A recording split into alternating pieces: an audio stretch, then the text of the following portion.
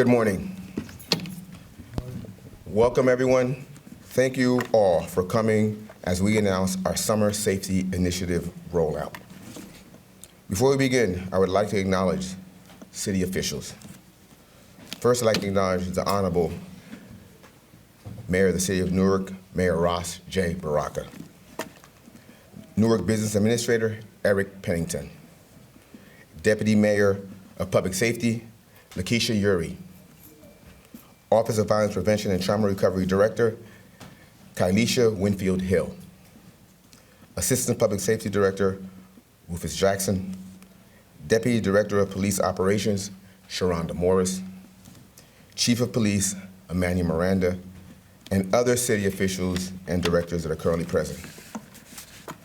I'd like to specifically recognize City Council, which is City Council President LaMonica MacGyver, East Ward Council Member Mike Silva, West Ward Council Member Dupree L. Kelly, Council Member at Large Louis Scott Roundtree, North Ward Council Member Annabelle Ramos Jr., South Ward Council Member Patrick Council,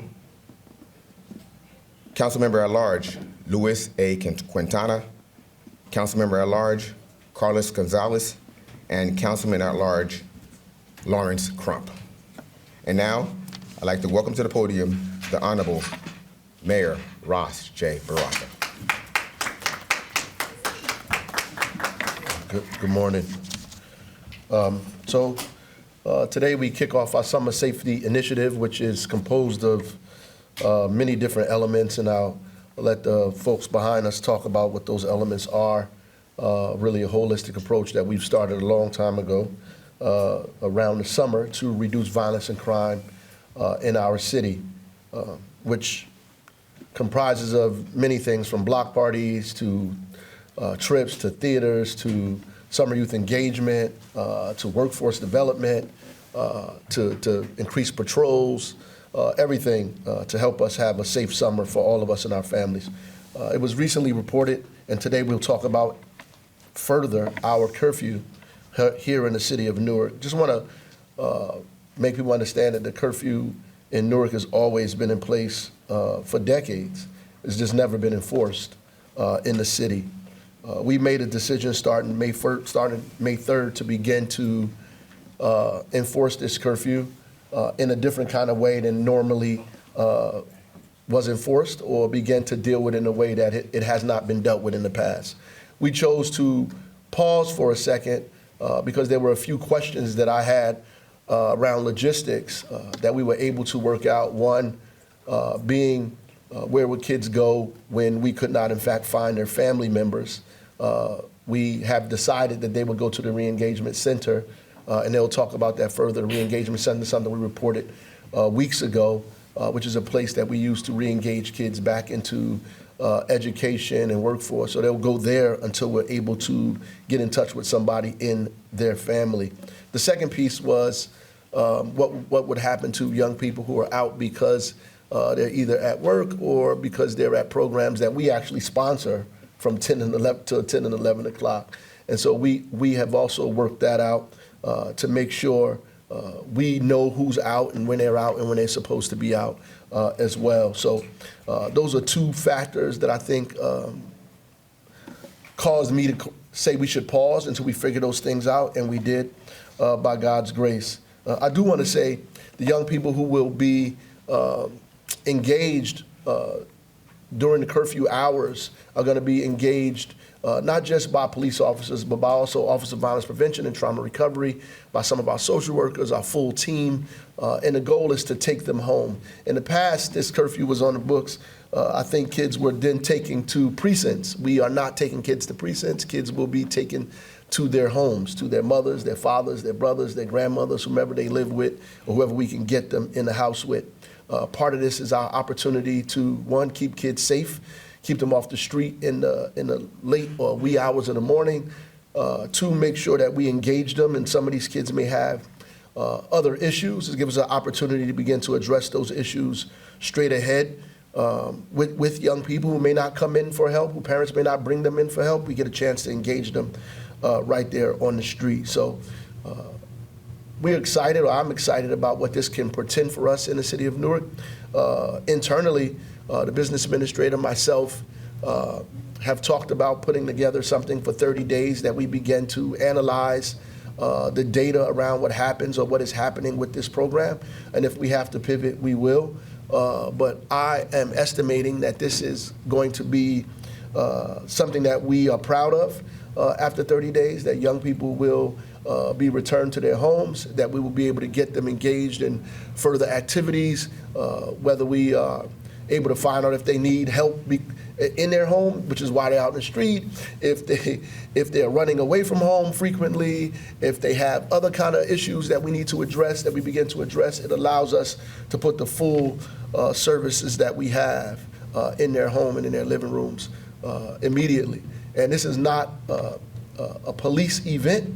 It is a whole city event with all of us putting our best efforts forward in a collaborative way to make sure we take care of our young people that find themselves in the street early in the morning. And one thing we can all agree on is that a child at 12 and 13 years old should not be out at 2 o'clock in the morning unaccompanied by an adult or a parent or a structured environment, which is what we are finding in the city of Newark. Obviously, if we were not finding that, then we would not be including this in our Safe Summer initiative. So I appreciate you guys for coming out. I think next we have Keisha Yuri, the deputy mayor, is going to come up and talk a little bit about the overall plan here, give us a general overview of this as well. Thank you.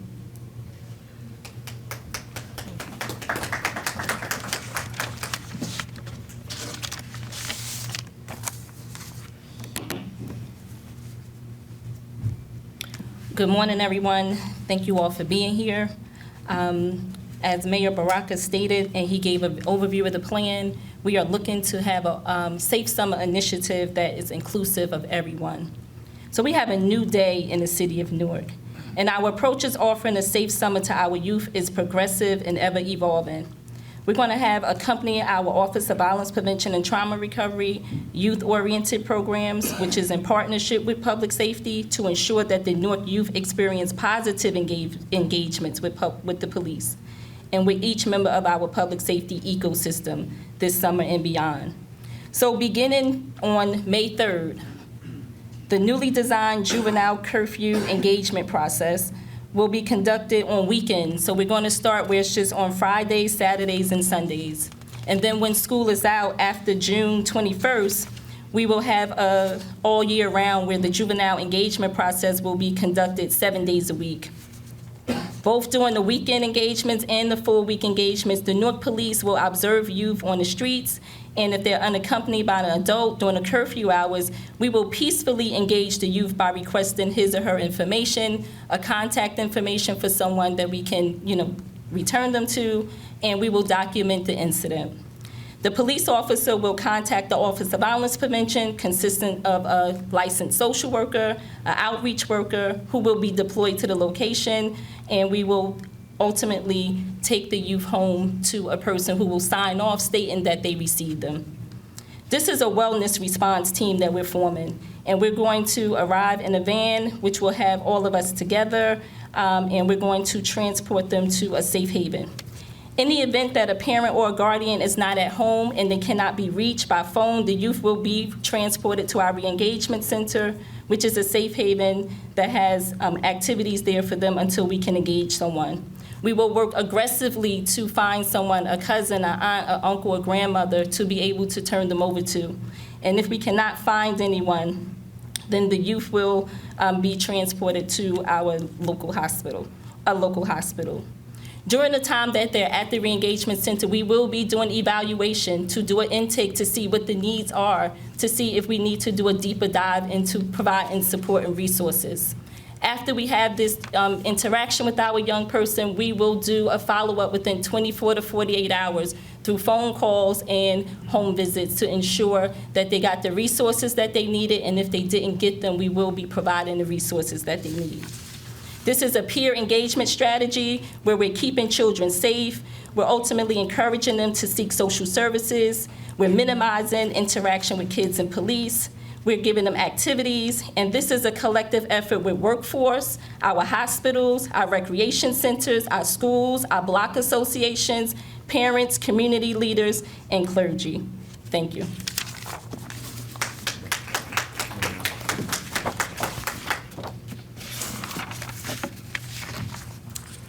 Thank you. And next we have Director Winfield Hill. Good morning. Our vision for Newark extends beyond just making sure our youth are not on the streets after hours. It encompasses empowerment, opportunity, and transformation. This summer initiative, also known as a Summer of Hope, serves as a roadmap toward achieving these goals. We believe that the more programming and resources we offer our youth and families, the more likely they are to succeed and make better decisions. The Office of Violence Prevention and Trauma Recovery has already hired 150 at-risk and high-risk youth for our Summer Safe Academy. This program will start on June 24th and end on August 30th. Our re-engagement center will stay open until 2 a.m. to assist us with our efforts. We are collaborating with the Department of Recreation, Special Projects, and the Arts and Education District to ensure our hotspot areas have consistent programming and activities throughout the summer, starting the first week of July. We funded 24 youth mentorship organizations and 9 therapeutic and clinical services organizations to assist us with meeting children where they are.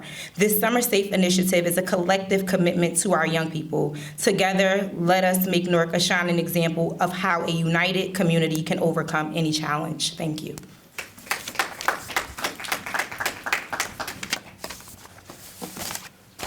Thank you, Director Hill.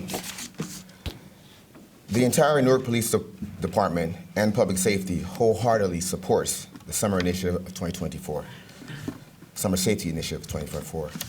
The Cops for Gifts program is one of my personal favorites because it offers Newark Police and our city's youth the opportunity to organically forge lasting bonds of relationship and trust with the community.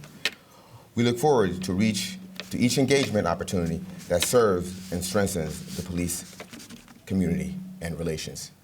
The reality of it is the creation of Office of Violence Prevention and Trauma Recovery has been instrumental to how we do police work in the city of Newark. In this case, this new initiative this year, we are preventing children from becoming victims of crime. We can all agree, as the Honorable Mayor Baraka just stated, that if you have a 7 to a 14-year-old out at 2 o'clock in the morning, it's problematic.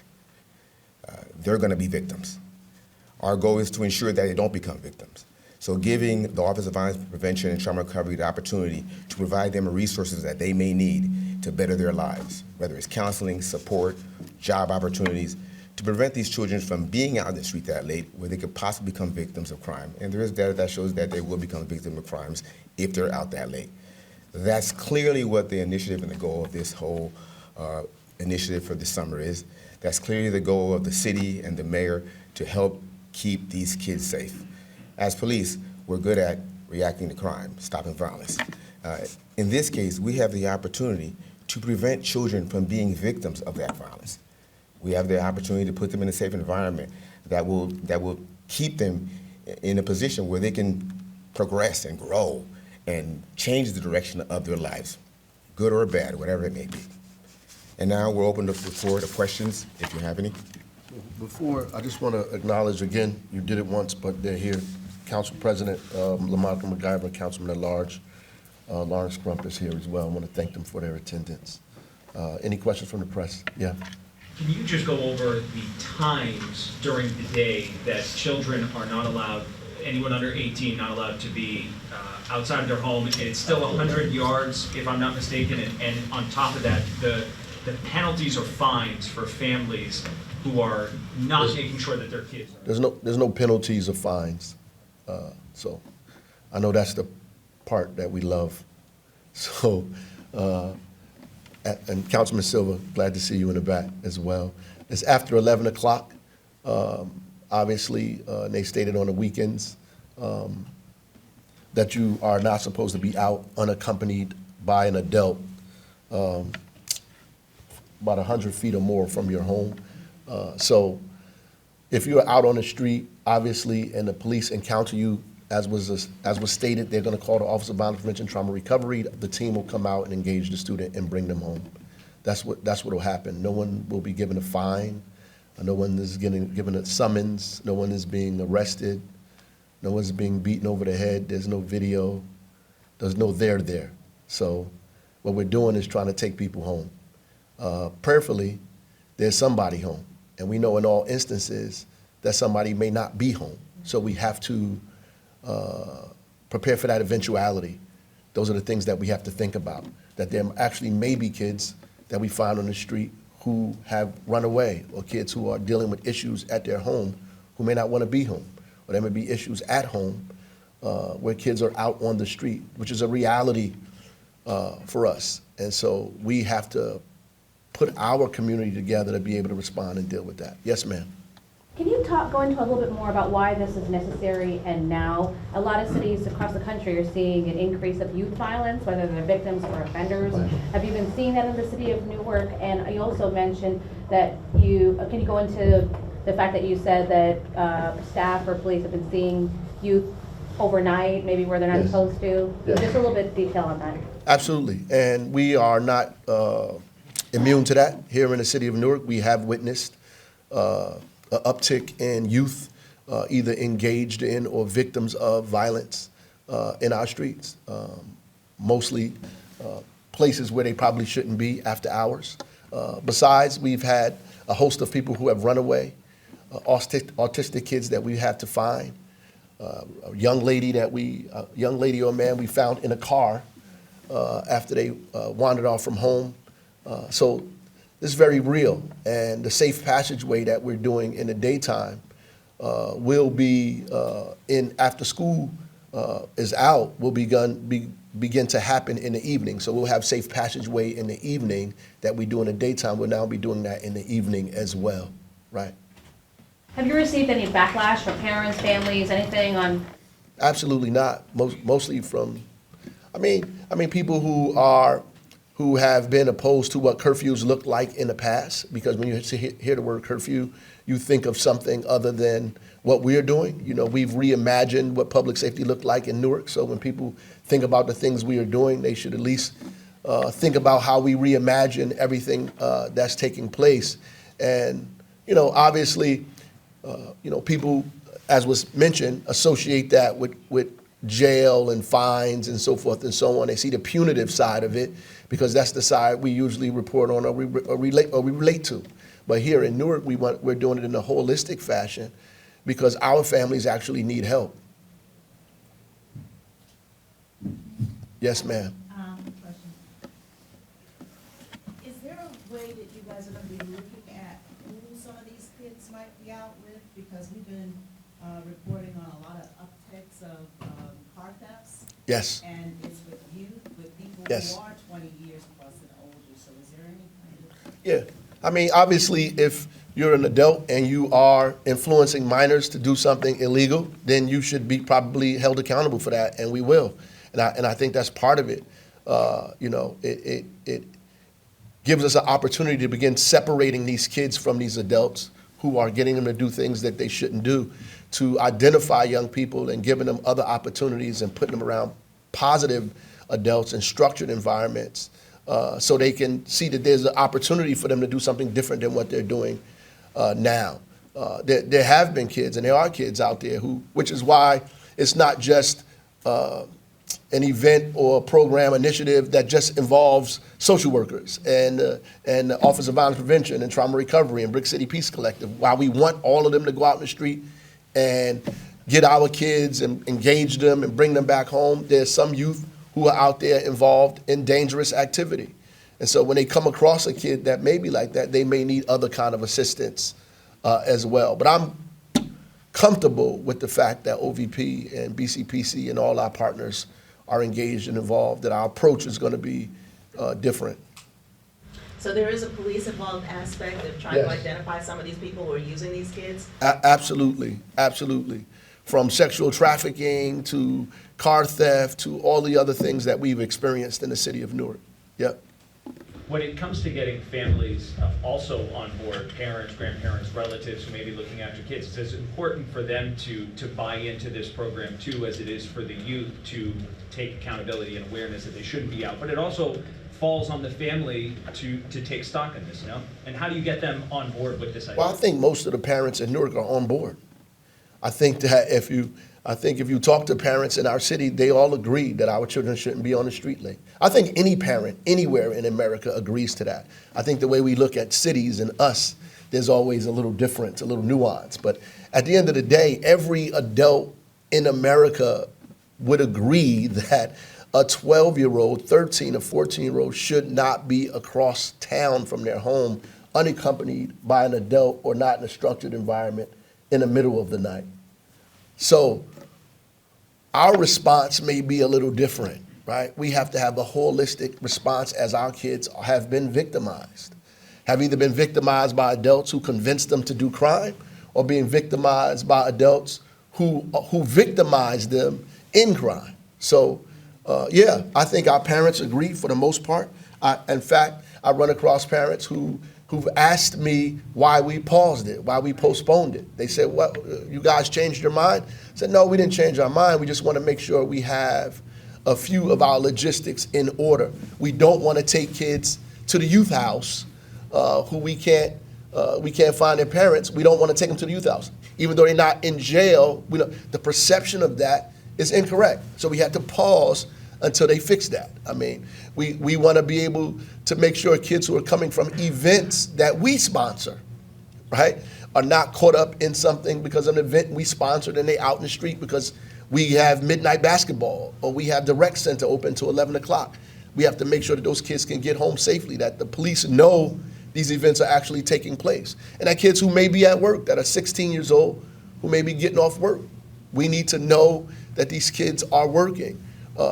Or the Portuguese festival that they have, or different events that's going on, and people are moving back and forth, and folks are out at night. We need to know that. So these are logistics that we were very sensitive about, which is why we paused it, so we could figure out how not to entangle young people up in that who are moving back and forth in a productive way. Mayor, do you think these teens are going to listen? We talk because specifically there's not a specific enforcement or fine. We did talk with a few kids, and they're like, I don't know if they're going to listen. And, do you feel like they'll adhere to these new rules? Well, I think it's a culture shift, and ultimately it's going to take us being consistent and persistent with it. And I think they listen to the right people who show up at the right time. I think they will.